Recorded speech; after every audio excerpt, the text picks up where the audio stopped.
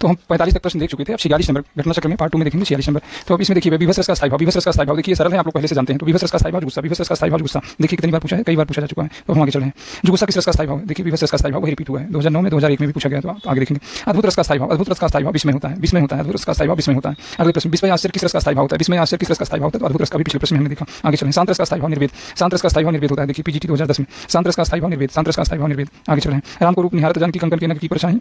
अब इसमें बताइए कौन सा रस होगा। कई बार आप पढ़ चुके हैं कि सीता जी अपने नग में जो उनके कंकन का नग है उसमें राम की छवि को देख रही हैं। तो बताइए इसमें कौन सा रस होगा, कौन सा रस होगा बताइए। हास्य होगा, करुण होगा, शांत होगा, कौन सा रस होगा, तो इसमें श्रृंगार रस होगा। Option number 2, option number D. ये सारे प्रश्न सरल हैं इसलिए यहाँ नहीं रुके हैं। चमक के बीज यहाँ बन की जगह घन रहेगा, चमक के बीज घन गरज तरासा विरह काल हुई जीव गरासा। अब बताइए इसमें क्या होगा, इसमें क्या होगा। अब इसमें असत्य कथन कौन सा है। प्रस्तुत पंक्ति के संदर्भ में असत्य कथन का चयन कीजिए। प्रस्तुत पंक्ति के संदर्भ में असत्य कथन बताइए कौन सा होगा। असत्य कथन, असत्य कथन अवधि भाषा में लिखा गया है, विरह का मानवीकरण किया गया है, वियोग श्रृंगार है इसमें, तो यहाँ ऑप्शन नंबर डी ही सही होगा। तो ऑप्शन नंबर डी ही सही होगा, ऑप्शन नंबर डी होगा इसमें, ऑप्शन नंबर डी होगा। असत्य कथन ऑप्शन नंबर डी है। आगे चल रहे हैं। अगर आप इसका अर्थ जानना चाहें तो बता दे रहे हैं। बिजली चमकती है, बादल गरजते हैं, चमक बीजू बीजू मतलब बिजली, घन गरज तरासा की बादल गरजते हैं, और देखिए विरह काल हुई जीव गरासा की और वर्षा होती है इसमें, बादल गरजते हैं वर्षा होती है। ऐसे वर्षा ऋतु के समय प्रिय के वियोग में रहने वाले व्यक्ति का दुख और बढ़ता है। तो वही सारी चीजें। चमक का अर्थ है चमक कर, बीजू का अर्थ है बिजली, बरस का घन, घन यहाँ घन रहेगा, हमने आपको पहले ही बताया कि यहाँ घन रहेगा।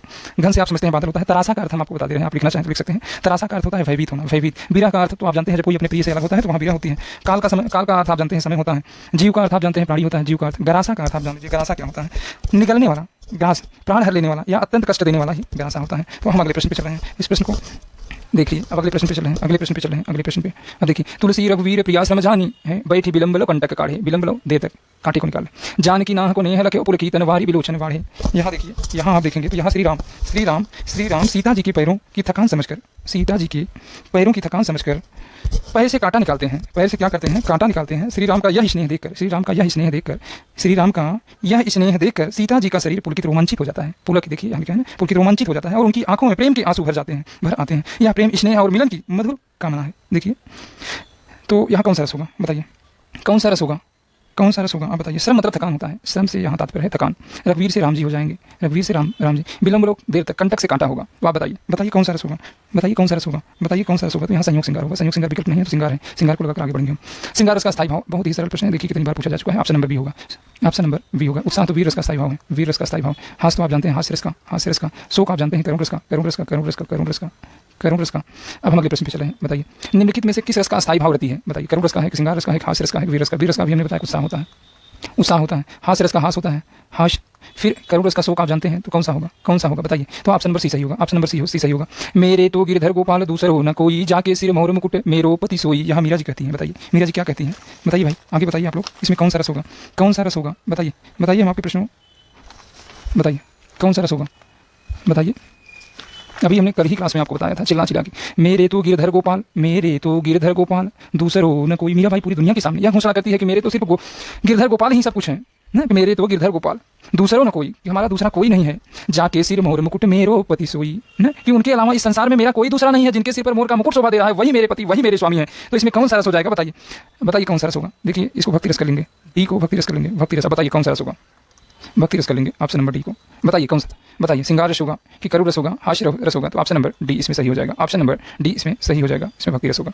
विप्रलंब श्रृंगार में वियोग की कितनी दशाएं होती हैं, वियोग की 10 दशाएं होती हैं। अभी हम आपको क्लास में आगे बताएंगे कौन कौन सी 10 दशाएं वियोग की होती हैं, कौन कौन सी 10 दशाएं इसमें वियोग की होती हैं। तो इसमें देखेंगे अगर आप जानना चाहें तो अभिलाषा होती है, अभिलाषा अभिलाषा अभिलाषा अभिलाषा, आप समझ जाइए। अभिलाषा अभिलाषा हो जाएगा, चिंता हो जाएगी, चिंता हो जाएगा, चिंता चिंता चिंता हो जाएगा। गुणकथन गुणकथन गुणकथन गुणकथन गुणकथन। स्मृति हो जाएगा, स्मृति स्मृति स्मृति स्मृति।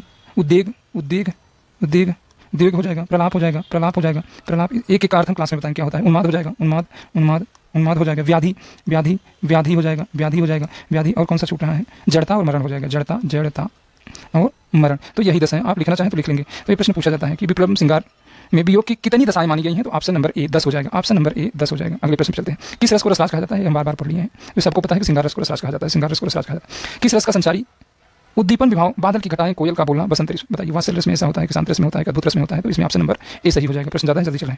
निस दिन बरसत नयन हमारे सदा रहस पावस ऋतु हम पर जब ते श्याम सिधारी। बताइए इसमें उद्धव जब श्री कृष्ण का संदेश लेकर आते हैं, उद्धव जब श्री कृष्ण का संदेश लेकर गोपियों के पास पहुंचते हैं, तब गोपियां अपनी बात उनसे कहते हुए कहती हैं कि जब से श्री कृष्ण यहाँ से गए तब से हमारी आंखें सदा भीगी रहती हैं। यहाँ गोपियां अपनी प्रेम कथा उद्धव से कह रही हैं। निस दिन बरसत नयन हमारे सदा रहत पावस ऋतु हम पर, जब ते श्याम सुधारे, जब से श्याम सिधारे, जब से श्याम चले गए हैं। बताइए कौन सा रस होगा, कौन सा रस होगा। 62 नंबर में कौन सा रस होगा, शांत रस होगा, खास रस होगा, तो अर्थ भी समझ गए, तो वियोग श्रृंगार है, वियोग श्रृंगार है। अगले प्रश्न पे चलते हैं।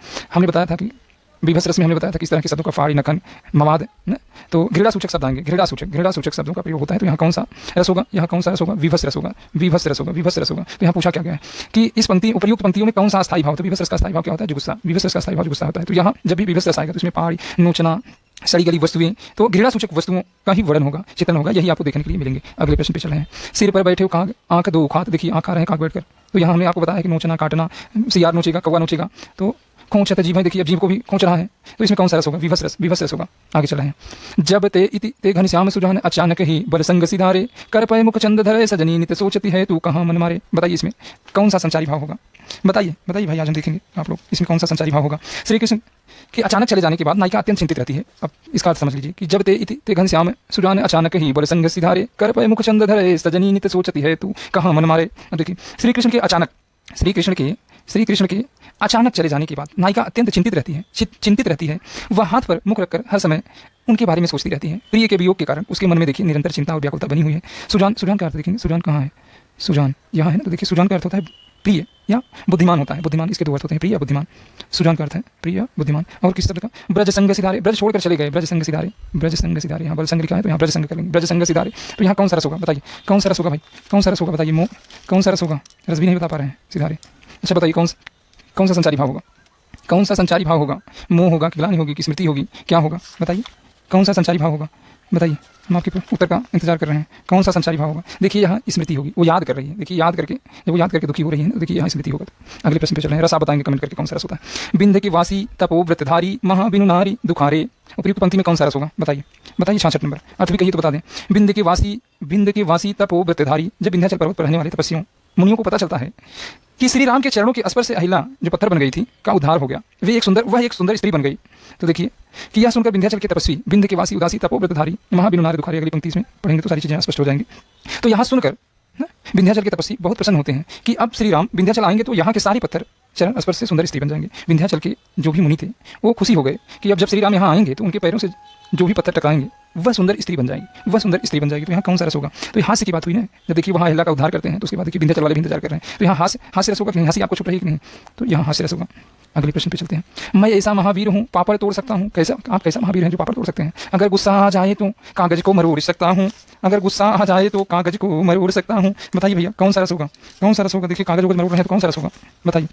यहाँ वक्ता आप देखेंगे कि मैं ऐसा महावीर हूँ, यहाँ वक्ता स्वयं को बड़ा महावीर बता रहा है, यहाँ वक्ता स्वयं को बड़ा बता रहा है, महावीर बहुत बलशाली हूँ, पापड़ तोड़ सकता हूँ बता रहा है, लेकिन अपनी देखिए वीरता के प्रमाण में वो पापड़ तोड़ने और कागज मरोड़ने की बात कर रहा है। देखिए पापड़ तोड़ने की बात कर रहा है, वो कह रहा है कागज मरोड़ देंगे। तो देखिए यहाँ हंसी छुप रही नहीं आपको कि इतना बड़ा वीर है को पापड़ तोड़ देगा, कागज मरोड़ देगा, अगर गुस्सा आ जाए तो कागज को मरोड़ सकता हूँ। तो यहाँ हास्य रस हो जाएगा, यहाँ हास्य रस हो जाएगा। आगे चल रहे हैं। DSSB PGT में पूछा हुआ प्रश्न है, सरल प्रश्न। आधा पात बबूल का तामय, देखिए इसमें भी आधा पात बबूल का तामय तनिक पिशान, लाला जी करने लगे छठे क्षमा से दान। अब देखिए यह पंक्ति पढ़कर आपको हंसी आ रही कि नहीं कि लाला जी दान तो साल में 1-2 बार छठे क्षमा से करते हैं, लेकिन दान की सामग्री क्या है, दान की सामग्री क्या है, बबूल का आधा पत्ता और उसमें जरा सा आटा, पिसान आप जानते हैं, पिसान आटा, इतनी तुच्छ सामग्री का दान करने का दिखावा कर रहे हैं, लाला जी दिखावा कर रहे हैं। आधा पात बबूल का तामय तनिक पिसान, लाला जी करने लगे छठे क्षमा से दान। बताइए कौन सा रस होगा। आप हंसी छुप रहे कि यहाँ भी रस होगा, बताइए श्रृंगार रस होगा कि करुण रस होगा। तो यहाँ हास्य रस होगा, हास्य रस होगा। निम्नलिखित पंक्तियों में कौन सा रस है। श्री कृष्ण के सुन वचन अर्जुन क्रोध से जलने लगे, सब शोक अपना भूल कर करतल युगल मलने लगे, करतल लेकिन हथेली मल रहे हैं, हथेली अपनी मल रहे हैं भैया, हथेली मल रहे हैं। बताइए कौन सा रस होगा, बताइए कौन सा रस होगा, हम इंतजार कर रहे हैं, बताइए कौन सा रस होगा, बताइए हम इंतजार कर रहे हैं, आप बताइए कौन सा रस होगा। श्री कृष्ण के सुन वचन अर्जुन क्षोभ से जलने लगे, श्री कृष्ण के सुन वचन अर्जुन क्रोध से जलने लगे, सब शोक अपना भूल कर करतल युगल मलने लगे। जब भगवान श्री कृष्ण ने अर्जुन को कौरवों के अधर्म और अभिमन्यु के वध का पूरा सच बताया, अभिमन्यु के वध का पूरा सच बताया, तो उनके वचनों को सुनकर अर्जुन का मन देखिए प्रचंड गुस्से से जलने लगा। वे पुत्र शोक अभिमन्यु के जाने के दुख को पूरी तरह भूल गए और अत्याधिक क्रोध में आकर अपने दोनों हाथों को आपस में मलने लगे। अब देखिए क्रोध आ रहा है कि नहीं, अभिमन्यु को क्रोध आया कि नहीं। देखिए यहाँ क्रोध जैसे शब्दों का प्रयोग भी हुआ है। आप बताइए यहाँ कौन सा रस होगा। फिर हर रौद्र रस होगा। सीधा देखिए पंक्तियों में इस तरह के शब्द आपको देखने के लिए मिलेंगे, पंक्तियों में आपको इस तरह के शब्द आपको देखने के लिए मिलेंगे। हम पिछली क्लास में ट्रिक भी बताया था कि इसमें इस तरह के क्रोध रोष अमर्ष, क्रोध रोष अमर्ष न, क्षोभ कोप न, उग्र ज्वाला आग प्रतिशोध बदला, इस तरह का शब्द आपको देखने को मिलेगा। तो इसमें रौद्र रस होगा। हम अगले प्रश्न पे चलते हैं। जो तुम्हारा अनुशासन पावे कंदुक यू ब्रह्मांड उठावे, काचो घट सम डारम फोरी रोको मेरु मूलक जिमितोरी। बताइए इसमें कौन सा रस होगा? बताइए भाई कौन सा रस होगा? ये तो बहुत सरल है, बहुत सरल है। 70 नंबर बताइए, बताइए 70 नंबर में कौन सा रस होगा? जो तुम्हारा अनुशासन, देखिए इसमें क्रोध हो रहा है कि नहीं? किसको क्रोध हो रहा है बताइए आप लोग? इसमें कौन सा रस होगा? हास्य रस होगा कि अद्भुत रस होगा? बताइए इसमें रौद्र रस होगा। Option number B. राग है कि रूप है कि रस है कि जस है कि तन है कि मन है कि प्राण है कि प्यारी है? उपयुक्त पंक्ति में कौन सा रस है? आप बताइए उपयुक्त पंक्ति में कौन सा रस है?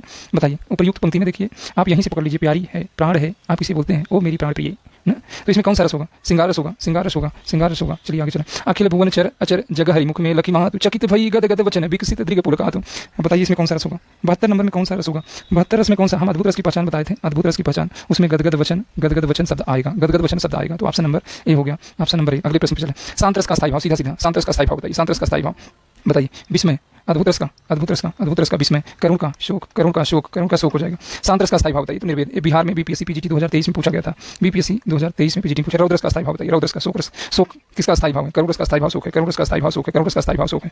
बताइए क्रोध किसका स्थायी भाव है? तो रौद्र रस का स्थायी भाव, रौद्र रस का स्थायी भाव है। जो गुस्सा आप जानते हैं विभत्स रस का, विभत्स रस का, विभत्स रस का स्थायी भाव। निर्वेद शांत रस का स्थायी भाव, शांत रस का स्थायी भाव। बताइए इसमें कौन सा ऑप्शन सही होगा? रौद्र रस का स्थायी भाव, option B, option B. Keshav कहीं न जाए का कहिए देखत तब रचना विचित्र अति समुझ मन ही मन रहिए। बताइए इसमें बताइए क्या होगा? बताइए। गोस्वामी तुलसीदास जी कहते हैं कि हे केशव मुझसे कुछ कहते नहीं बनता, केशव कहीं न जाए का कहिए, मुझसे कुछ कहते नहीं बनता कि मैं आपकी महिमा का वर्णन किस प्रकार करूं, मैं आपकी महिमा का वर्णन किस प्रकार करूं। केशव कहीं न जाए का कहिए, केशव कहीं न जाए का कहिए। बताइए आप लोग, बताइए भाई, इंतजार कर रहे हैं तो बताइए कौन सा रस होगा? देखत तब रचना विचित्र अति समुझ मन ही मन रहिए। तो इसमें शांत रस तो होगा नहीं, न तो भक्ति रस होगा, न तो करुण रस होगा, तो इसमें अद्भुत रस होगा। अद्भुत रस देखिए कितना इंपॉर्टेंट पंक्ति है, कितना इंपॉर्टेंट पंक्ति है। गोस्वामी तुलसीदास कहते हैं इस पंक्ति में कि हे केशव मुझसे कुछ कहते नहीं बनता कि मैं आपकी महिमा का वर्णन किस प्रकार करूं, किस प्रकार करूं, मैं आपकी महिमा का वर्णन किस प्रकार करूं प्रभु। बताइए तो इसमें अद्भुत रस होगा, तो इसमें अद्भुत रस होगा। तो अगले प्रश्न पे हम चल रहे हैं, अगले प्रश्न पे चल रहे हैं।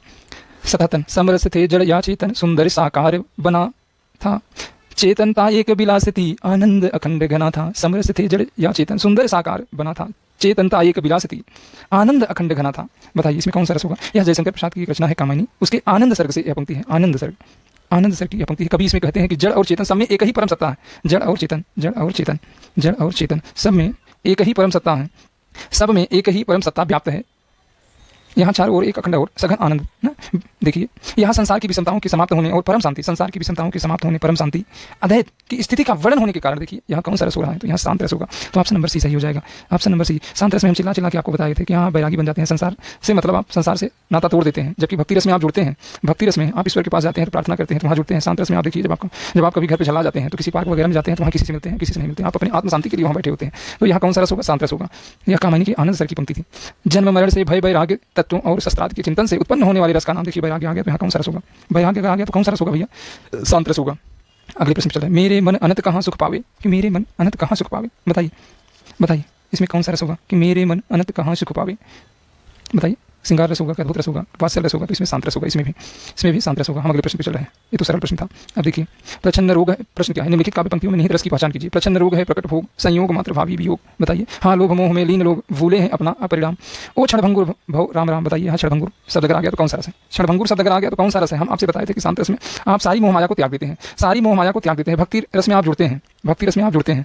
श्रृंगार रस तो आप जानते हैं, करुण रस तो आप जानते हैं। तो यहाँ शांत रस होगा। इसमें भी शांत रस ही होगा। अगले प्रश्न पे चल रहे हैं। दुख ही जीवन की कथा रही, क्या कहूँ आज जो नहीं कही। बताइए उपयुक्त पंक्ति में कौन सा रस है? कौन सा रस है? आप बताइए बताइए इसमें कौन सा रस है? बहुत सरल है। इसको हम रात वाली क्लास में चिल्ला चिल्ला के बताए थे।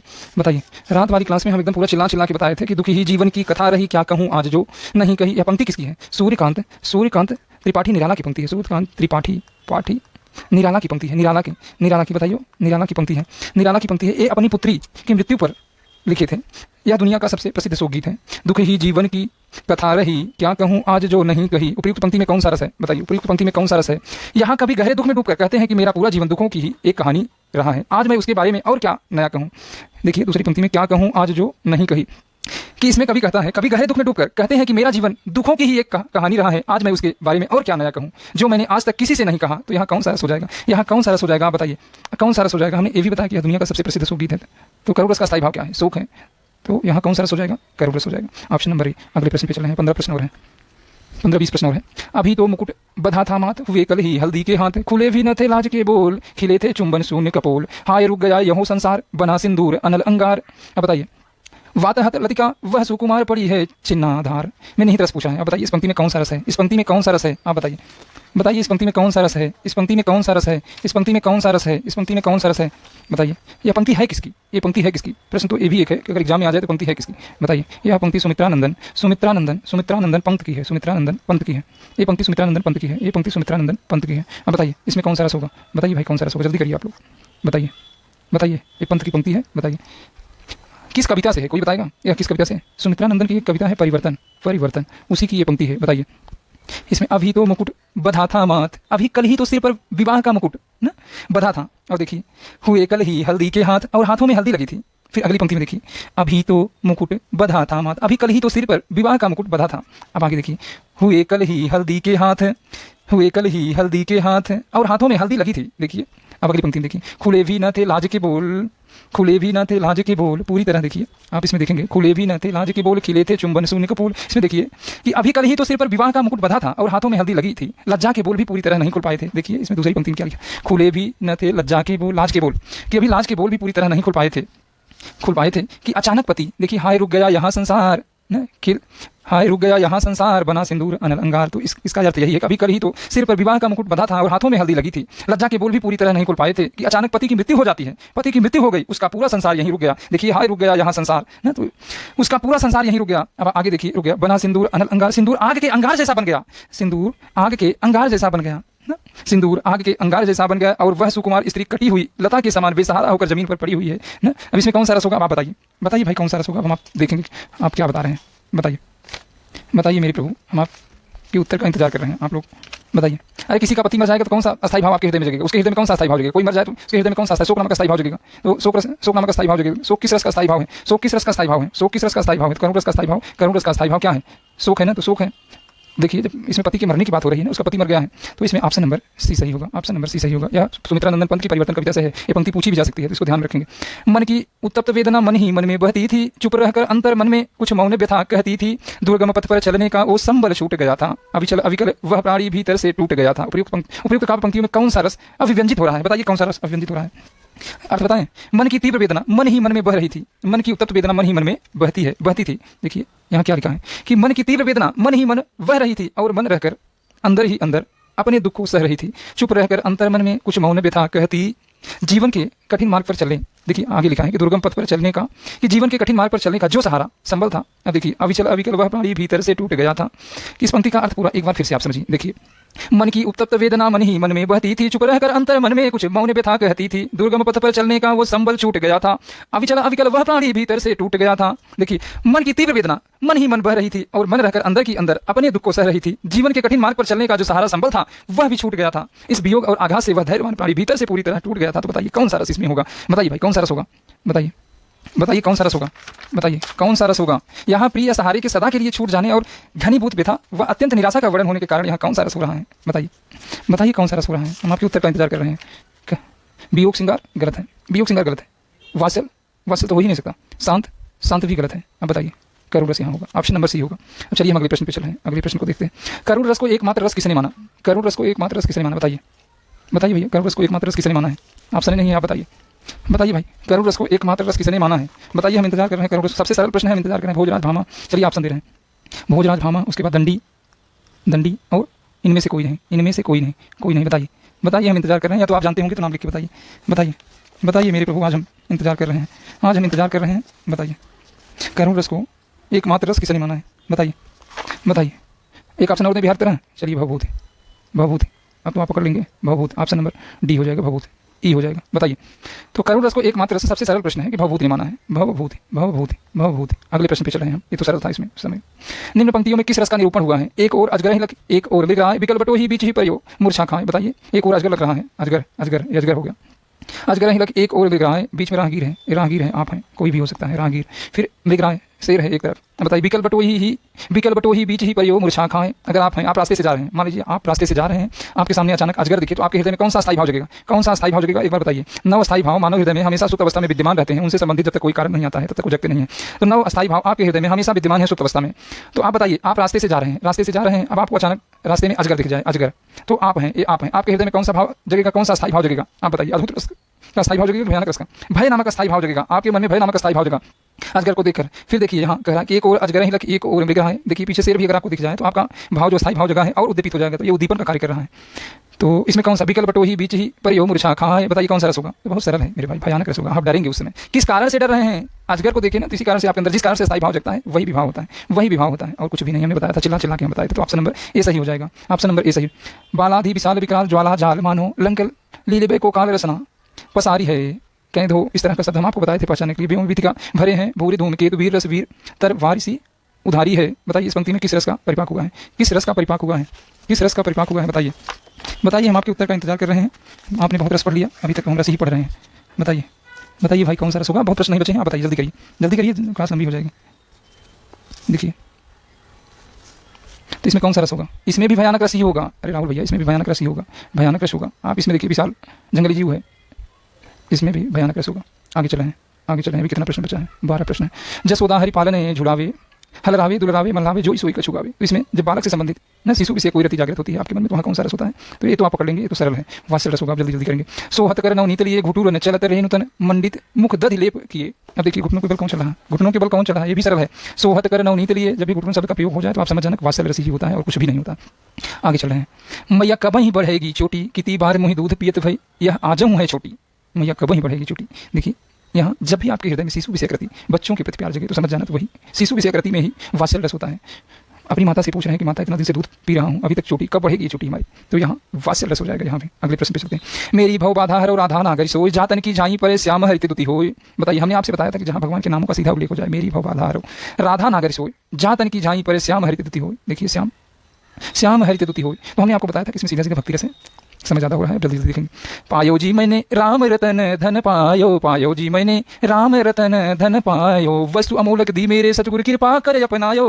पायो जी मैंने राम रतन धन पायो, पायो जी मैंने राम रतन धन पायो। बताइए पायो जी मैंने राम रतन धन पायो, बताइए कौन सा रस होगा? बताइए बताइए भाई कौन सा रस होगा? इसमें देखिए पायो जी मैंने राम रतन धन पायो। मीराबाई कहती है कि मैंने भगवान के नाम रूपी अनमोल रत्न, मीराबाई कहती है कि मैंने भगवान के नाम रूपी अनमोल रत्न धन को पा लिया है। फिर अगली पंक्ति में कहती है वस्तु अमोलक दी मेरे सतगुरु, कि मेरे सच्चे गुरु मुझ पर कृपा करके अनमोल ज्ञान दिया है, अनमोल ज्ञान दिया है। कृपा करी अपनायो, कि जिसे मैंने खुशी खुशी स्वीकार कर लिया, अपना लिया है। अब बताइए अब इसमें कौन सा रस होगा? कि मीराबाई कहती है कि मैंने भगवान के नाम रूपी अनमोल रत्न को पा लिया है, मेरे सच्चे गुरु ने मुझ पर कृपा करके यह अनमोल ज्ञान दिया है कि जिसे मैंने खुशी खुशी कृपा कर अपनाया, जिसे मैंने खुशी खुशी स्वीकार कर लिया। यहाँ देखिए मीरा का प्रेम भगवान के प्रति गहरा है कि नहीं? तो यहाँ कौन सा रस होगा? बताइए भाई, अभी हम चिल्ला चिल्ला के पढ़ाए थे, तो यहाँ भक्ति रस होगा। आगे चल रहे हैं। कहा कई नेसा क्रोध, जब क्रोध आ गया तो आप सीधा सीधा कह देंगे कौन सा रस होगा? आप जान गए। दूर हट दूर अरि निर्बोध, कौन सा रस होगा? जब डायरेक्ट स्थायी भाव का ही उल्लेख हो गया तो आप बताइए इसमें कौन सा रस होगा?